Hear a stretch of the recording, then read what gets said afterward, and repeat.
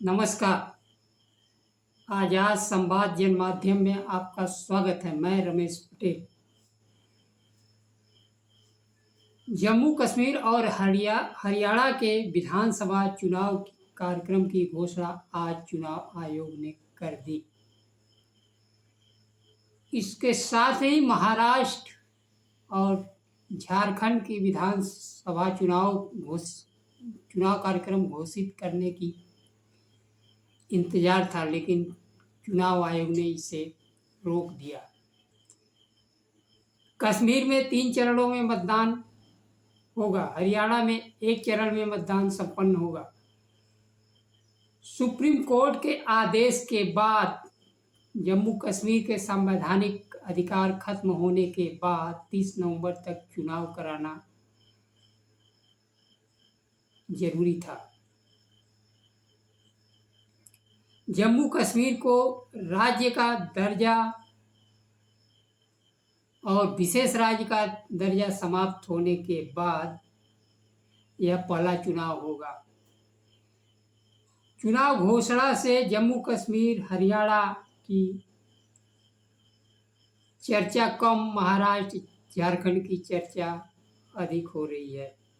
इसके साथ ही विधानसभा उपचुनाव, जिसमें उत्तर प्रदेश के 10 सीट शामिल हैं, इनका कार्यक्रम क्यों घोषित नहीं किया गया, चुनाव आयोग पर प्रश्न चिन्ह लगाता है। अभी कल ही प्रधानमंत्री श्री नरेंद्र मोदी ने लाल किले के प्राचीर से स्वतंत्रता दिवस के अवसर पर किसान, महंगाई, बेरोजगारी के मुद्दे पर तो नहीं बोला, लेकिन उन्होंने कहा 1 नेशन 1 चुनाव समय की मांग है।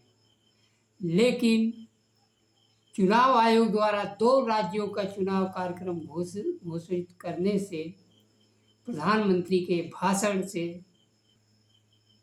लाल किले के प्राचीर से दिए गए भाषण से अंतर विरोध। प्रधानमंत्री जी एक तरफ तो चाहते हैं पूरा नेशन 1 इलेक्शन की तरफ आए, लेकिन 4 राज्यों के चुनाव जहां नज़दीक हैं, महीने 2 महीने का समय है, जबकि संविधान में यह व्यवस्था है कि चुनाव आयोग 6 महीने तक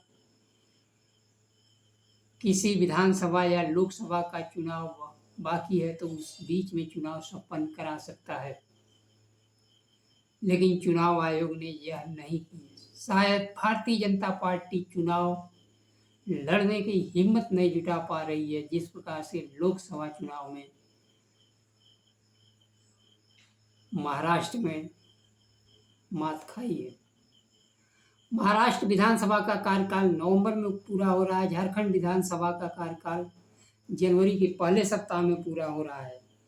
भारतीय जनता पार्टी खुद को बचाने के लिए समय और राजनीतिक परिस्थितियां अपने अनुकूल करने के लिए चुनाव टालना चाहती है। चुनाव आयोग भी कदम ताल करते हुए चल रहा है। सत्ता बचाने के लिए सहयोग करने को चुनाव आयोग विवश है। केंद्रीय चुनाव आयोग उत्तर प्रदेश विधानसभा चुनाव की घोषणा नहीं की, क्योंकि वहाँ परिस्थितियाँ सत्ता के अनुकूल नहीं है। पिछले दिनों खबर आई कि चुनाव वाले क्षेत्र में चिन्हित अधिकारियों की नियुक्ति की जा रही है, जिसमें यादव, मुस्लिम या अन्य जाति के जहां प्रत्याशी होंगे, उस जाति के कर्मचारी उस क्षेत्र में नहीं होंगे। यह नियुक्तियां करने में समय है अभी, इसलिए चुनाव कार्यक्रम घोषित नहीं किया गया। अधिकारियों के तबादले और नियुक्ति का खेल जम्मू कश्मीर, हरियाणा में शुरू हो चुका है। सत्ता के अनुकूल अधिकारियों की नियुक्ति सरकार कर रही है। एक तरह से कश्मीर का प्रशासन केंद्र के पास है। जब से विधानसभा बर्खास्त हुई है, केंद्र राज्यपाल के माध्यम से शासन कर रही है, तो वही हरियाणा में भी भारतीय जनता पार्टी सत्ता में है। इन दोनों राज्यों के अपने अनुकूल सरकारी मशीनरी, संवैधानिक संस्थाओं, धन, बल एक करके चुनाव किसी प्रकार से जीतना है। एक साथ चुनाव घोषित न करके बारी बारी से सारा ध्यान फोकस एक जगह रखना है। एक एक चुनाव अपने अनुकूल करना है। कश्मीर में जहां भारतीय जनता पार्टी मान के चल रही है कि गुलाम नबी आज़ाद हमारे सहयोगी होंगे, जम्मू के सीटों में बढ़ोतरी हुई। जहां पहले जम्मू में 37 सीटें होती थी, अब 43 सीटें होंगी। कश्मीर में 46 सीटें होती थी, अब 47 सीटें होंगी।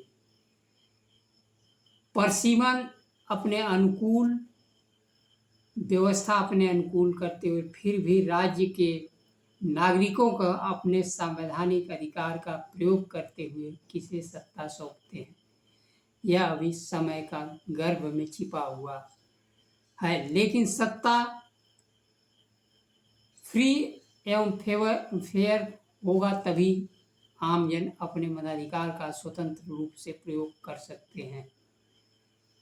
जिस प्रकार से चंडीगढ़ नगर निगम में चुनाव अधिकारी मतगणना किए थे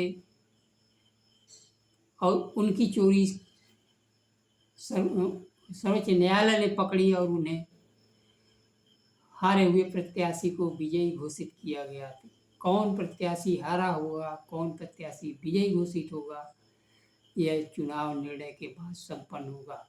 लेकिन चुनाव आयोग चंडीगढ़ के चुनाव में हेर फेर करने वालों को ना कोई सजा हुई, ना कुछ हुआ। इसलिए हेर फेर कितना होगा इस समय बताए। नमस्कार। जय संविधान।